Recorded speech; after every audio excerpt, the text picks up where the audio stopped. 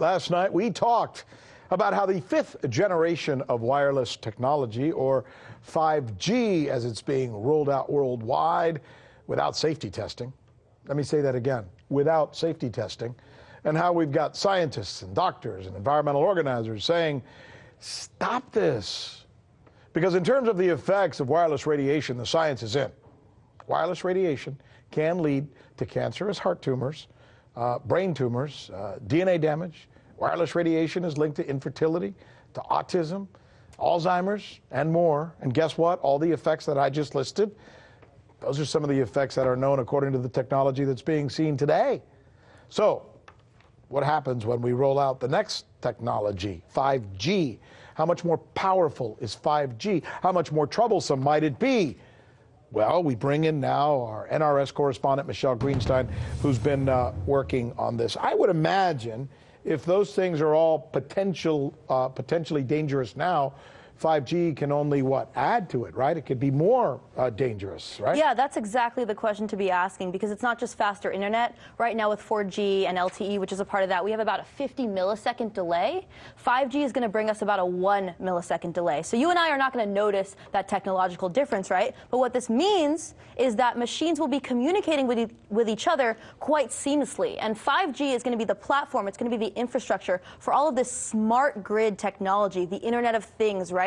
We're going to have integrated smart homes with all of our devices connected. That means you can press a touch screen on your refrigerator and order more coffee, or set the mood lighting, or start playing some music. And we're told that things like smart driving cars are going to lead to less accidents, or that smart meters are going to give utilities and customers more data, more information, so we can avoid blackouts and things like that. But of course, all this more data from a health perspective means more disease, because these devices are constantly pulsing with radiation. Pulsing with radiation.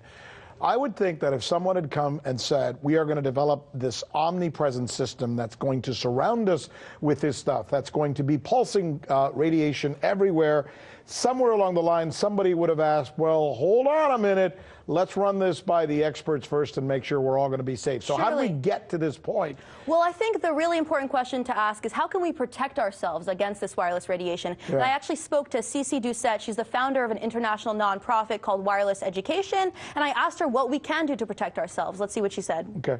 Assess what you have in your own possession that you can control. For example, in my home, we have completely hardwired all of our technology. My computers run a lot faster. They're certainly more safe because we don't have any radio frequency exposures. A lot of our technology appears to be hardwired, but you have to take it one step further and also go into your settings and turn off all the antennas. You can buy a little adapter to hardwire most of your cell phones, and that just means plug it into your router using an Ethernet cable, and then just put a little adapter on that will allow you to plug directly into your device. But plugging it in does not automatically disable those antennas.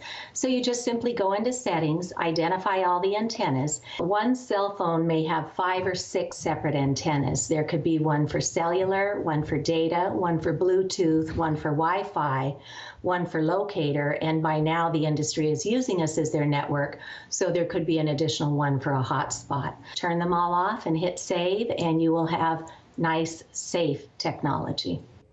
So she's speaking from a personal perspective, right? We should make sure that as many of our devices as possible should be hardwired. But the issue with 5G is that it will be impossible to walk outside without exposing yourself to this radiation, because these small cell towers are going to be everywhere. Now, Rick, you asked how we got here.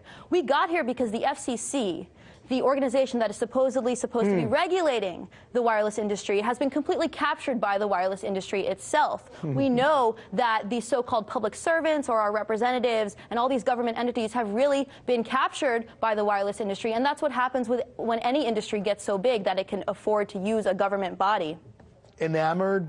And other ways, I imagine, as well. Right. They're also enamored because the industry has been successful in hiding the health risks. By the way, we're down to 30 seconds on this segment, but I just wanted to ask, we should maybe Maybe we should do a segment on the loss of privacy, the surveillance issue regarding Absolutely. this. Can we... 5G means constant surveillance, with the ultimate goal being a network of things with every single thing on the planet connected to this network. And that's why you're seeing things like the Washington's technological war on China, because China is way ahead of us in terms of 5G. And of course, the U.S. wants their hands on that surveillance infrastructure. So it sounds like I sold you into doing another segment on this. Oh, no. Now I have to do that. Michelle Greenstein, thank you very much. Thank you. Hey YouTube, thanks for checking out our channel. We hope you enjoyed the video. We have tons of content for you just like this. For more of RT America's one-of-a-kind news and analysis, be sure to subscribe and never stop questioning more.